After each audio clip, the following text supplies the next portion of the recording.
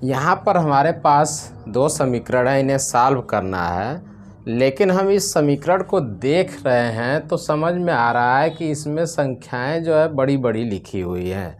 यानी कि हम ग्राफ विधि यानी सारणी विधि से हल करना चाहेंगे तो भी हमें प्रॉब्लम होगी, वज्र गुणनखंड विधि से भी प्रॉब्लम होगी, प्रतिस्थापन विधि से भी प्रॉब्लम होगी, यहाँ तक कि विलोपन विधि से भी प्रॉब्लम होगी। लेकिन इसको हम ध्यान से देखेंगे, इसको वॉच करने पर पता चलता है कि हमें विलोपन विधि सबसे इजी होगा। लेकिन विलोपन विधि में बताया गया है किन्हीं न किन्हीं एक चर को विलुप्त करना पड़ता है, विलोप करने पर ही हम सवाल को आगे सॉल्व कर पाएंगे। तो देख रहे हैं यहाँ पर जब इनकी मल्टीप्लाई करेंगे तो बहुत बड़ी संख्या होगी, साथ में सभी संख्याएं बहुत बड़ी हो जाएंगी।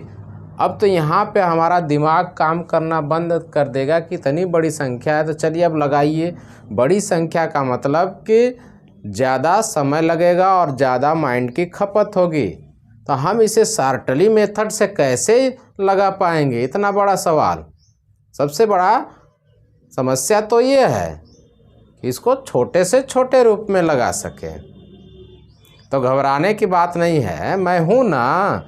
आइए चलिए देखते हैं शार्टली मेथड क्या होता है कि इसको छोटे से छोटे रूप में कैसे लगाया जा सकता है। तो क्या करेंगे कि इन दोनों समीकरणों को जोड़ दें, यहाँ लिख दें जोड़ने पर। अब इन्हें जोड़ दीजिए। यहाँ पर देख रहे हैं कि ये माइनस और ये प्लस है, तो इसमें से ये घटेगा, यानी घटेगा तो कितना आ रहा है देख लीजिए। माइनस का चिन्ह लगा देंगे, फिर वही यहाँ पर भी देखेंगे तो वही आने वाला है, लेकिन यहाँ घटने वाला नहीं है क्योंकि ये जुड़ जाएगा। जुड़ने पर कितना आ रहा है, इतना आ रहा है। अब ध्यान से देखेंगे कि 226 226 से ये भी कट रहा है, ये भी कट रहा है, क्या ये भी कट रहा है? तो देख रहे हैं कि जी हाँ, ये भी विभाजित हो जा रहा है। यानी 226 यानी -226 का भाग करेंगे तो प्लस हो जाएगा सब जगह और यहाँ 3 आ जाएगा। या समीकरण नंबर बना लीजिए 3। फिर इसके बाद क्या करेंगे, उन्हीं दोनों समीकरणों को लिख लेंगे।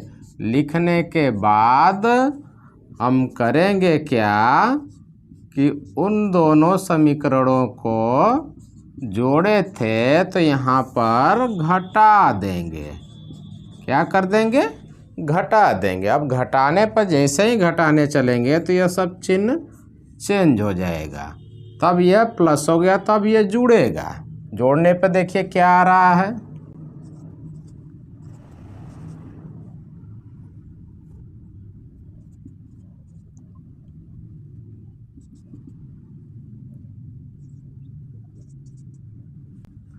तो यहाँ पर देख रहे हैं कि सभी जगह 530 ही हमें प्राप्त हो रहा है। यानी इससे डिवाइड करेंगे तो हमारा आ जाएगा, ये समीकरण नंबर हो गया 4।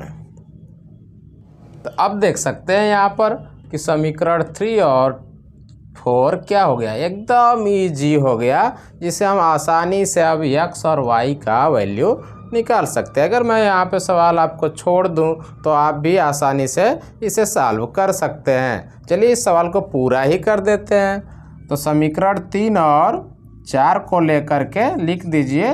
समीकरण 3 और 4 को लेकर के हल करने पर, और यहाँ लिख करके इन्हें हल कर दीजिए।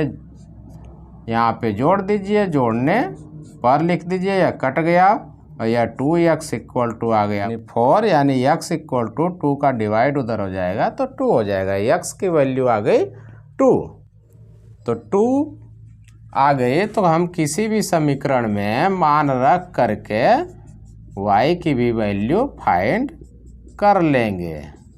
यानी y की वैल्यू क्या आ रही है, 1 आ रही है। तो हम देख रहे हैं कि आंसर आ गया x = 2, y = 1। यही हमारा समीकरण का हल हो गया। तो यहाँ पर हम देख रहे थे कि ये बड़ी संख्या है, हमें बहुत बड़ा प्रॉब्लम होगा, बहुत ज़्यादा लंबा समय लगेगा। लेकिन यहाँ पे आपको देखते ही देखते समझ में आ गया होगा कि सभी सवालों का एक ट्रिक्स होते हैं जिनको अपनाने से हम उस सवाल को आसान तरीके से और इजी वे में लगा सकते हैं। तो ऐसे ही ट्रिक्स और ऐसे वीडियो के लिए बने रहिए हमारे YouTube channel your future life के साथ। पूरा वीडियो देखने के लिए धन्यवाद।